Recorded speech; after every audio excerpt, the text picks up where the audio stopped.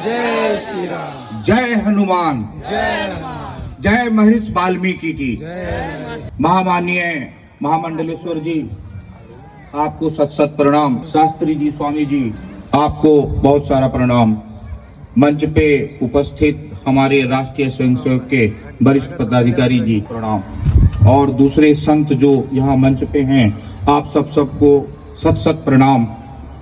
आप जो यहाँ पे पधारे, शास्त्री जी ने हमें आदेश दिया, हमारी भी दिल से बहुत इच्छा थी कि बापू की, महामंडलेश्वर की आके और उनका स्वागत करें। महामंडलेश्वर कई बार आप अखबार में या धार्मिक आयोजनों में देखते होंगे कि कई लोग बोलते हैं मैं महामंडलेश्वर हूँ। एक्चुअली महामंडलेश्वर को चुनने की जो तरीका है, महामंडलेश्वर को जो चुनने का तरीका है, उसमें कम से कम 3 से 4 साल लगता है।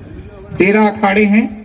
शंकराचार्य महाराज ने 13 अखाड़े बनाए थे सनातन की हिंदू परंपरा की रक्षा के लिए। 13 अखाड़े इकट्ठा होते हैं, एक प्रस्ताव पारित करते हैं। उनके अध्यक्ष जी श्री रविंद्रपुरी महाराज जी, उनके जनरल सेक्रेटरी श्री गिरी महाराज जी आते हैं। पूरा प्रोसेस होता है। अगर आप लोगों में से किसी ने अहमदाबाद में देखा होगा, साइंस सिटी में 10,000 लोग थे। पूरे हिंदुस्तान की दुनिया की मीडिया थी, CNBC थी, टाइम्स नाउ था, इंडिया टीवी था, PTI था, ANI था।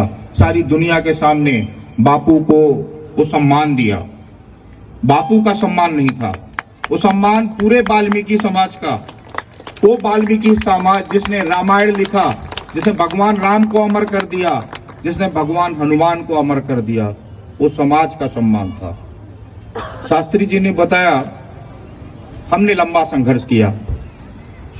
गुजरात में बैठ के, दिल्ली में बैठ के या महाराष्ट्र में बैठ के समझना आसान नहीं है, क्योंकि जो हमारा सनातन परिषद है, अखाड़ा परिषद है, वो बहुत मजबूत है। उससे कोई बात विवाद करना नहीं चाहता, शंकराचार्य से कोई बात विवाद करना नहीं चाहता। आप सबने देखा होगा, प्रभु राम का मंदिर का पूजा था, प्राणाभिषेक था, तो उस समय आपने देखा कई सारे विवाद थे। कोई शंकराचार्य आते थे, कोई नहीं आते थे। इतने मजबूत हैं वो कि भारत का प्रधानमंत्री, भारत का मुख्यमंत्री निवेदन करता है, बार बार निवेदन करता। तो मेरे जैसा छोटा आदमी का क्या औकात, क्या औकात उनके सामने। हम गए उनके सामने एक छोटा सा निवेदन लेके 4 साल पहले कि इस देश में, इस देश की आत्मा कहां बसती है। इस देश की आत्मा बसती है उन लोगों में जो 24 घंटे अपने हाथों से मेहनत करते हैं। इस देश की आत्मा महिलाओं में बसती है, इस देश की आत्मा आप में बसती है, और आप सबको रिप्रेजेंट करते हैं बापू, हमारे महामंडलेश्वर। धीरे धीरे प्रोसेस चला, कुछ आया, उसके बाद शास्त्री जी का सहयोग शुरू हुआ। जब भी हमने बुलाया, रात में 2 बजे भी बुलाया, तो शास्त्री जी सुबह 6 बजे दिल्ली आए और हरिद्वार आए। बहुत भरपूर सहयोग दिया शास्त्री जी ने। ये सहयोग, बहुत सहयोग दिया। मतलब जिन शब्दों में मैं इसको एक्सप्लेन करूं, वर्णन करूं, छोटे हैं। कभी उन्होंने नहीं बोला, जबकि बापू का क्या था, शास्त्री जी रात में 8-9 बजे, 10 बजे सो जाते थे।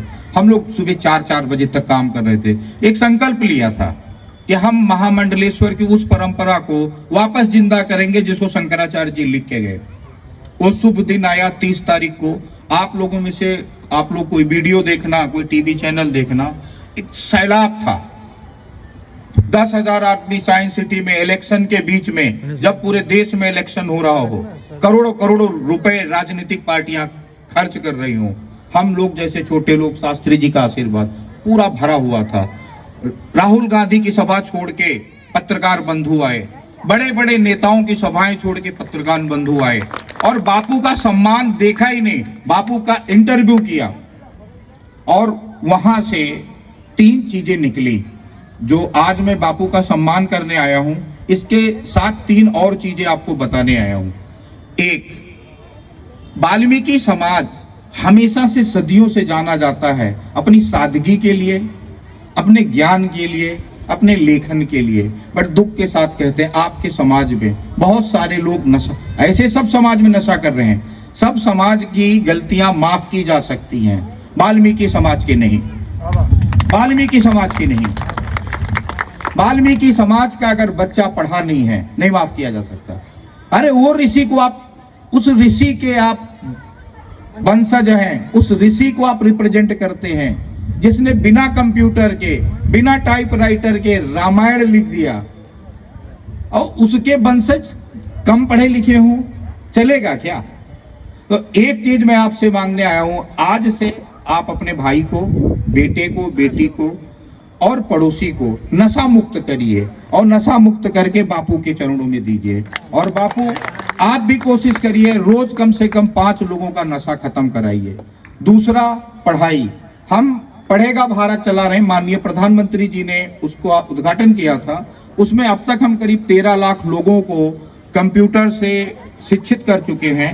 निवेदन है, आप लोग पढ़ावें, किसी भी प्रकार का प्रॉब्लम हो बापू का संपर्क करें। 3 महीने में हम यहाँ पोर्टल चालू करा देंगे, आप लोग वहां पे शिक्षा जरूर करें। शिक्षा रोजगार परक होनी चाहिए। The education must create a employment, या आपको बिजनेस करावे या रोजगार दे। दूसरा चीज, बापू के पास हम 3 महीने में देने जा रहे हैं, जिन भी लोगों को समाज में रोजगार की जरूरत है हम उनको असिस्ट करेंगे, हम उनको ट्रेंड करेंगे, और जो भी हमारे बैंक्स हैं, डिफेंस है, रेलवे है, वहां पे हम लेके जाएंगे।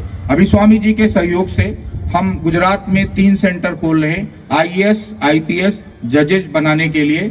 ऑलरेडी हम पिछले 30 साल से भारत में 5000 से ज्यादा IAS दे चुके हैं।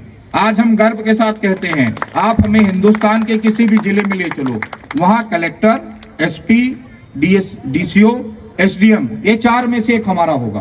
कहीं भी आप चलोगे, गुजरात का एयरपोर्ट का प्रभारी हमारा शिष्य है, विक्रम मीना हमारा शिष्य है, परमार राजकोट हमारा शिष्य है, आलोक तोमर हमारा शिष्य है। तो अब मैं चाहता हूं कि आप लोग आगे आवें और इस मिशन को इतना बड़ा बनावें, हर दूसरे घर में एक IAS आपके समाज का हो, एक IAS, एक PCS, एक जज। समाज को ही नहीं बदलता है, वो समाज को एक दिशा देता है, वो समाज को एक डिसिप्लिन देता है। तो दूसरा आपसे रिक्वेस्ट ये है। तीसरा आपसे रिक्वेस्ट है, किसी भी कमजोर का मजाक न उड़ावें।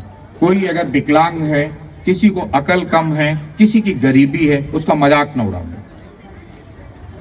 बिल्कुल मजाक न उड़ावें। हम आपको बताएं, ऐसे जब हम लोग इंडिया आए थे कि कुछ बिजनेस करेंगे, हम लोग US में थे, तो देखा हमने, तो यहाँ सरदारों का, वो सरदार जिन्होंने, तेग बहादुर सिंह ने अपने दोनों बेटे हिंदू धर्म की रक्षा के लिए दे दिए, महाराजा रणजीत सिंह ने देश की सीमाओं के रक्षा के लिए जान दे दिया, तो उन सरदारों का चुटकुला निकलता था, सब अपने अपने फोन में डालते थे।